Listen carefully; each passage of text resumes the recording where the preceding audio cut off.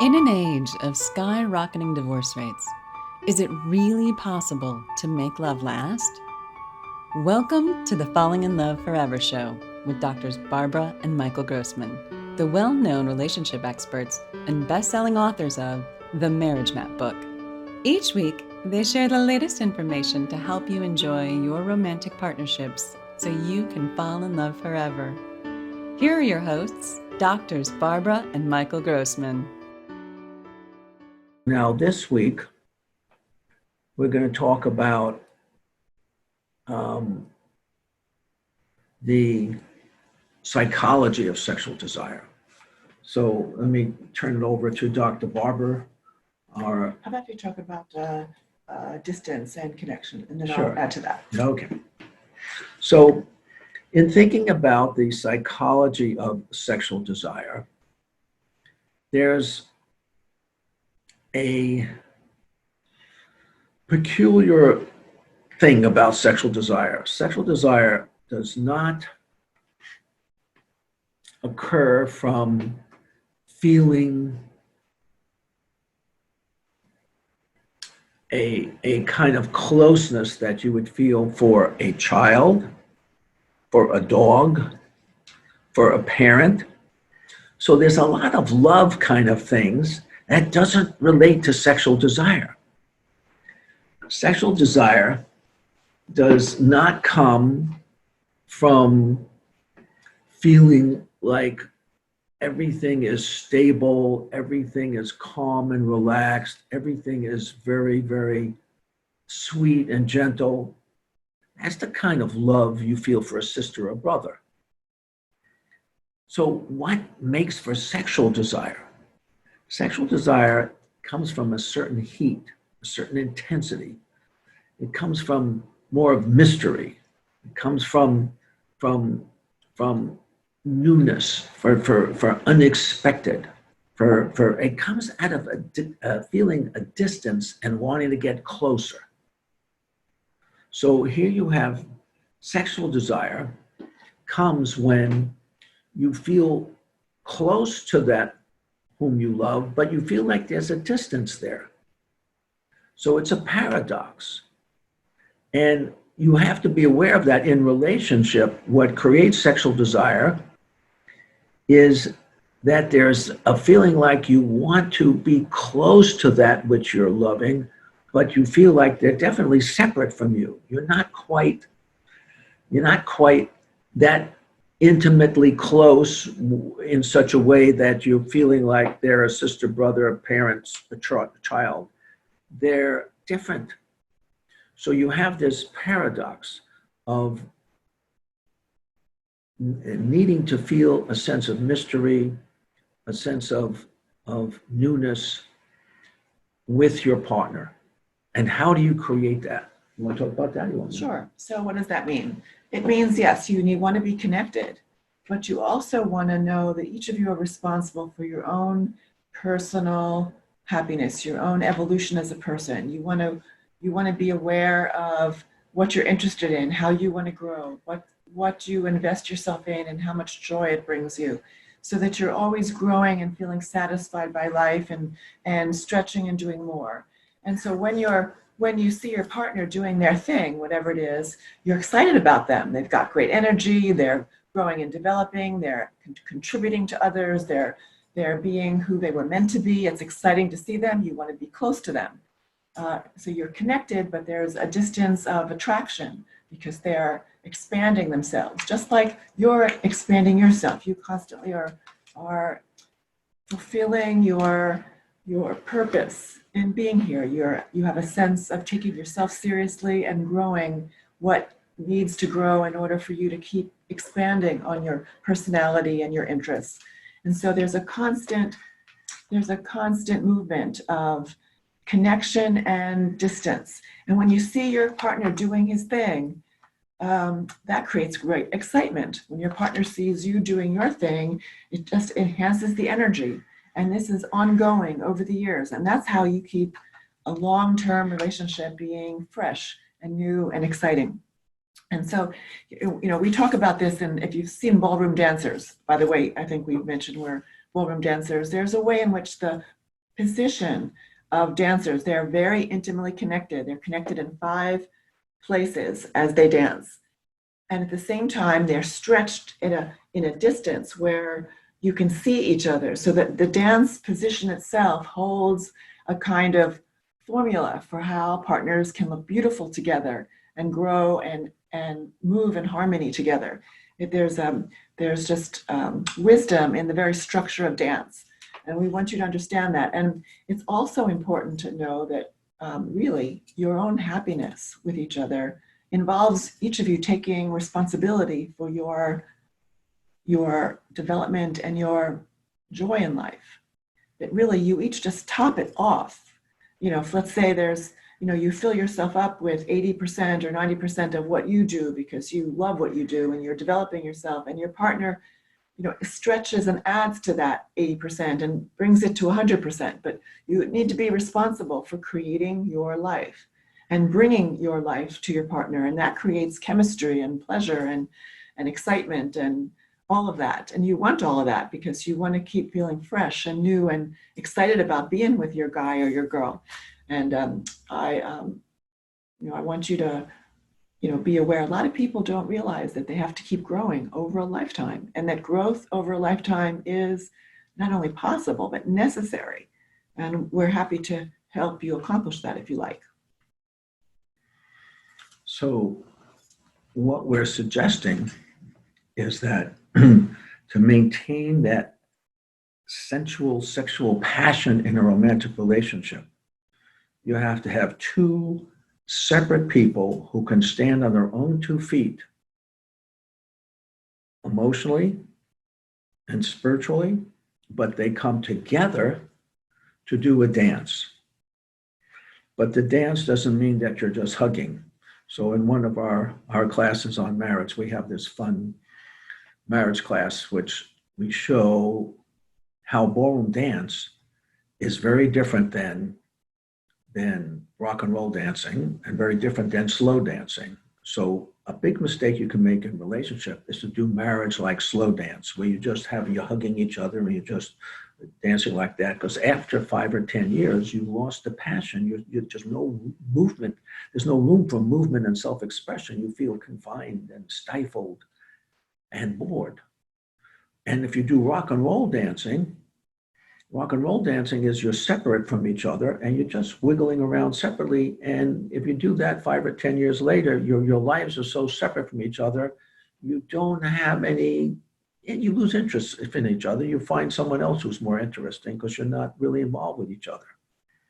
So what we're looking to do is to create romantic passion by doing a kind of interaction which is a metaphor of ballroom dancing, where you have a structure and then there's a lot of movement that you're doing within that structure, and that you have to be free to move in different ways, but there's a structure there. So you have to find ways for each of you to interact with each other, but there's got to be a lot of room for movement for each other.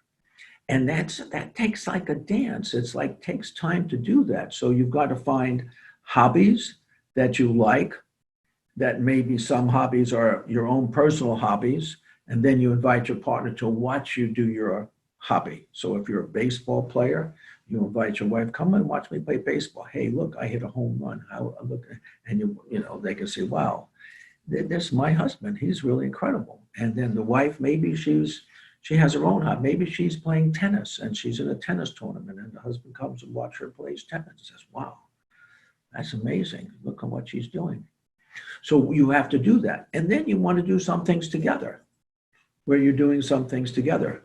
But it's important, as Dr. Barbara says, to see each other being successful.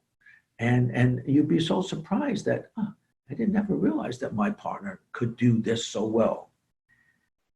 So each of you have to find ways to see each other's abilities and skills and to feel like, wow, they can stand on their own 2 feet. They don't necessarily need me the way I thought they did. They could stand on their own 2 feet and do fine by themselves. That creates a lot of excitement. Yes.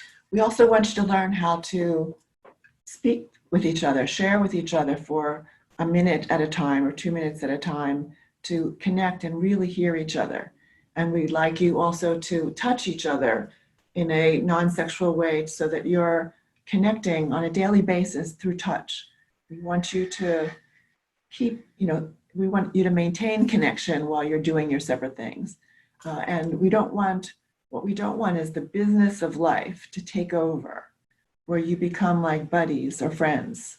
The business of life is important, has to be handled, but it shouldn't dominate the tone of your relationship. And we have a separate course on parenting. If you parent together, that puts you on the same team, and it avoids, other complexities that can get in the way of your romantic connection. So we would like for you to schedule romantic events. If you don't schedule them, your life is going to be overtaken with the busyness of daily life. So you need to schedule romantic events. It may seem, what should we say? Artificial, but it's not artificial. It's necessary. You need to schedule romantic events. So if you have a romantic event scheduled, someone calls up and says, I'm having a party, or gee, can you come over? I want to do it. No, I'm sorry. I don't have any room in the schedule right now. And you don't just tell them why. It's because you have a romantic event scheduled for you and your partner. Now that romantic event could be a date night where it's just you and your partner once a week. Very important to have that scheduled. And whatever you want to schedule it, however you want to do it, that's very important. Whether it's a walk in the park, a walk in the beach, whether it's some other kind of a date, you need to have that scheduled once a week. Very important to have that scheduled. And on this romantic event, there's no talking about business, practical. You're not allowed to talk practical things. You're not allowed to talk solving problems, dealing with finances, dealing with family, dealing with nothing practical. You're just sharing yourself in whatever comes up about what's going on in your thoughts and your feelings and your life and your hopes and your whatever it is. So that's a romantic event. Now, a romantic event could be, we're going to have sex tonight. This is our night. Saturday night, we're going to create an experience, a sexual experience. And you can be playful about it.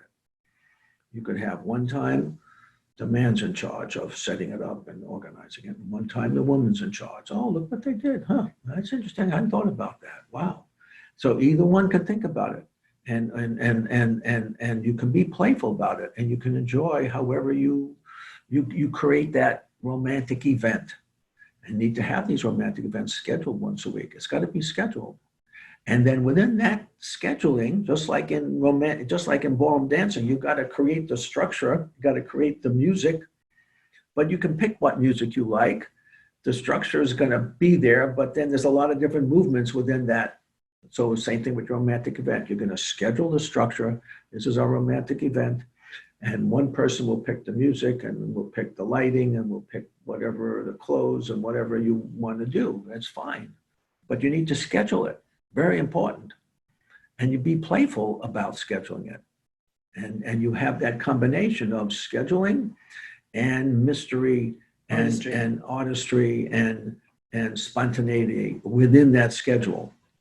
So that's very important. So the other thing we talked about is the touches. You want to have gentle touches when you hold your partner's hand and you just squeeze their hand and you just say, oh, sweetheart, I just love being with you. And that's it. And that's one touch. You do it 3 times a day. Each of you are responsible to do it for the other person. Touching is so important. And yes, you need to schedule the touches. We get too busy. Schedule the touches. Very important. Go ahead. There's so many things to do to keep our lives going. There's so many responsibilities. It's also good to acknowledge your partner when you see them doing something that's helpful to you, that you appreciate. You don't want to ever take anything for granted. You want to be generous with your appreciation and your smiles and affection. It's a very bonding pleasure to be appreciated for what you do. You want to receive that and you want to give that. And so we talked about 1-minute conversations 3 times a day where you're just talking with your partner for 1 minute. but you're not allowed to do anything practical. No solving problems, no dealing with issues.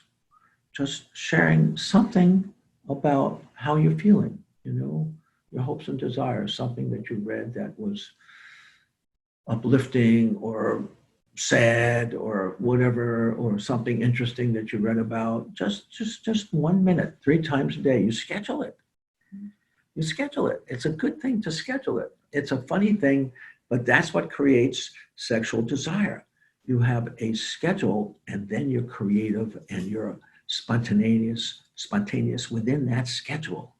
There's nothing, when you hear your partner share their thought or feeling in that minute, there's nothing to do about it except to thank them for sharing and be with what they're sharing, not resist it, or it isn't a time for criticism or complexity. It's your partner shared something with you. Thank you. I like hearing about your day. I want to hear more. And it should be a nice connection. Nothing complicated. Excellent. All right. Well, good. Anything else you want to add? Well, next week we'll get more complicated, or next time we'll get more complicated about the quality of your conversations, what men need to hear and what women need to hear, because I think there's a lot of confusion about that. So we can make your longer conversations more deeper and more satisfying. But we'll leave that for next time. So I'll just remind you all that Barbara and I run classes on marriage. We do 4 2-hour classes, which go into the depth of learning skills that we're talking about and really owning these skills. And we've written a book called The Marriage Map, The Road to Transforming Your Marriage from Ordeal to Adventure.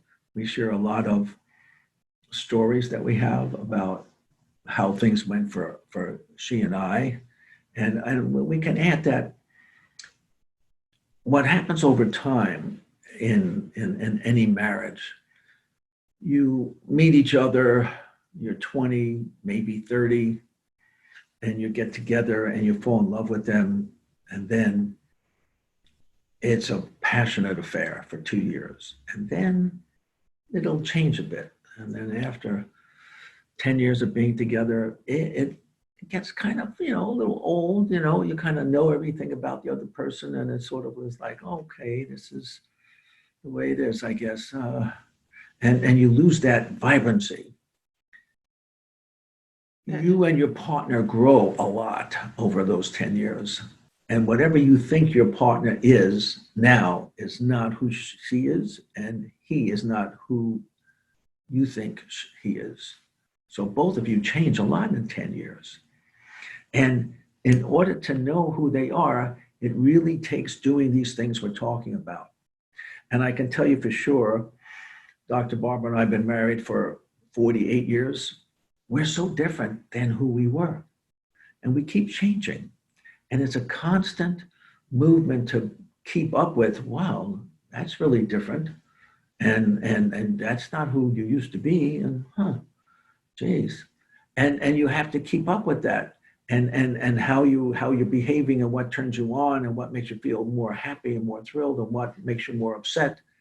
It changes. You got to keep on going with this. And then you can realize, whoa, this is an interesting person here that I'm married to. I have to think about how they have changed so much. You both change a lot, and you have to constantly move with those changes.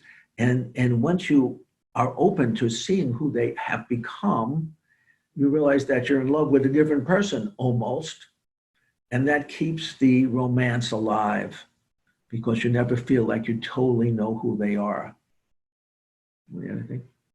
Right, there's more to the developmental path for couples that we can talk about at another time, but that there is that dynamic that has the potential for keeping your love alive and new and fresh. And a lot of times when you shift in your direction, it may be that you find yourself criticizing your partner because they're not living up to your new expectations of them. And so couples get into bad dynamics when there's a lot of criticism and judgment. And it's important to have the skills to share how we feel, what we want, how we look at life differently without the criticism, with just clarity about what makes you happy. And our skills are focused on helping couples have those conversations in a productive way so that each partner feels respected, and you constantly recreate the relationship anew without that negative noise that really beats up people and has them feel depressed about their relationship. And so it's important that you understand that there is a skill involved in growing a relationship from the early days of falling in love to later stages. And we want you to have those skills. So and we're going to talk more about that in the next class. We're going to really focus on a lot more of that kind of thing in the next class. All right. Okay. Well, good. So let's open things up now to questions. Let's see what kind of questions we have here. So let's see if we have some questions from the listeners. So go ahead and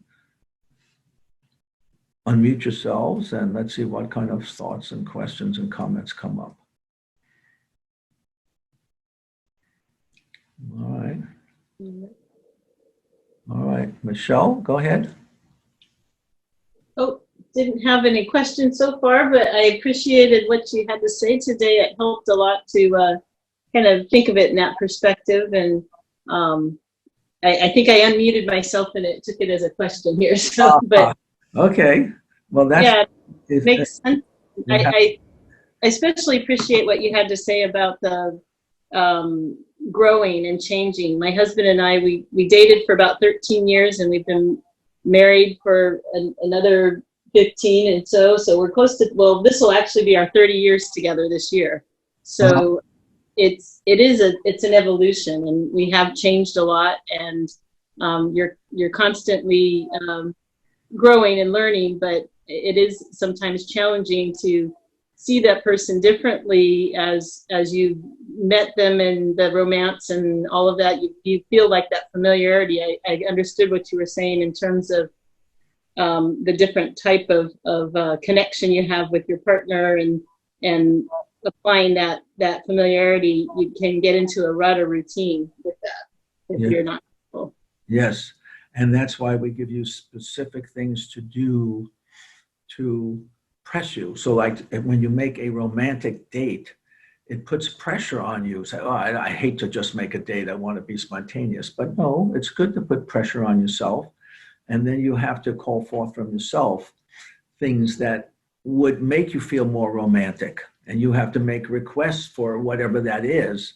And it may not be quite so comfortable because you would never do something like that with a brother or sister. But here you're making some request that comes from inside yourself, and it puts pressure on you, and it's a good thing to put that kind of pressure. And so we really do encourage you to follow that routine of creating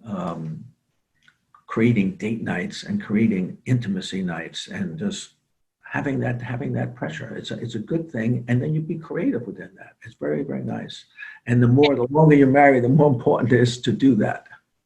I agree, and I think it also forces you to put each other first. At times, it's easy when you have been together a while to let the distractions of your family, your children, your work Yes, be priority over. that is correct. And when you were dating, that wasn't the case, That is correct. So that is right. And the other thing that can be lovely to do is to go away for longer periods of time together, to make romantic settings for yourself. And you got to be creative about it. And so it's a fun thing, but like you say, you do have to put it on your priority list, and you have to make it more important. Very, very important to do that. Well, thank you, Michelle. Anyone else want to share, ask a question, make a comment? So I want to make sure you all write down the homework assignments, okay? You need to have the homework assignment written down somewhere, right? The touches, 3 touches a day, and the date night once a week, and an intimacy night once a week. And in that sharing time, there's no practical conversation. All right. So who else wants to share? Anyone want to share? Want to make a comment, ask a question?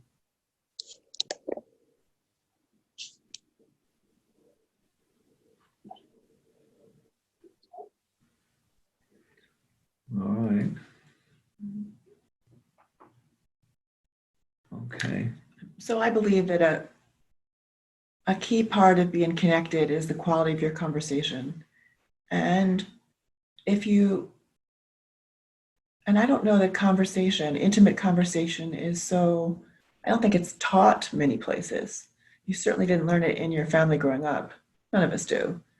And it has to do with sharing your own internal thoughts and feelings in a way that is reflective and not dramatic, but open and honest. And it helps grow a certain, not only empathy, but understanding for your partner. And if that isn't happening, there will feel like a distance. And we look to talk about that next time.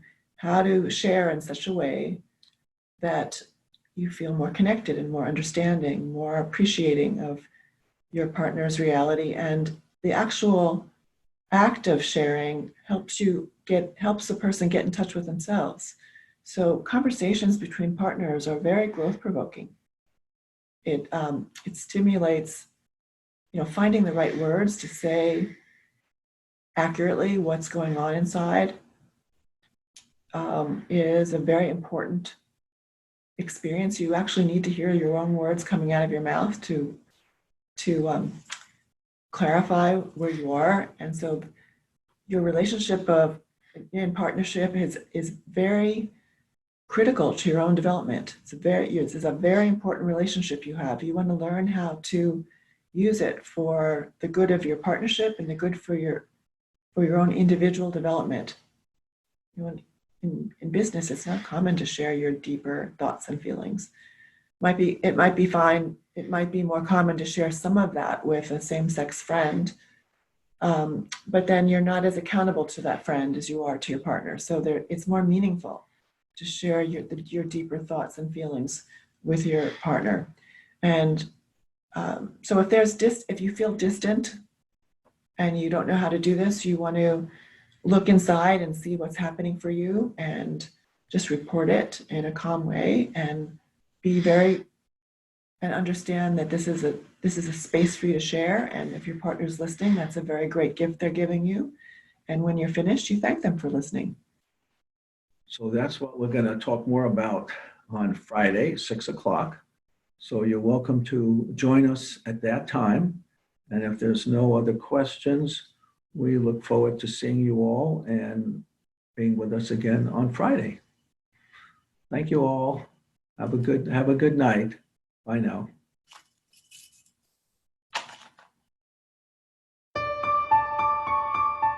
Thank you for watching the Falling in Love Forever show with Doctors Barbara and Michael Grossman. Join us next week for another informative discussion to help you keep your love alive. Be sure to visit us at themarriagemap.com or find out about our relationship classes at fallinginloveforever.com.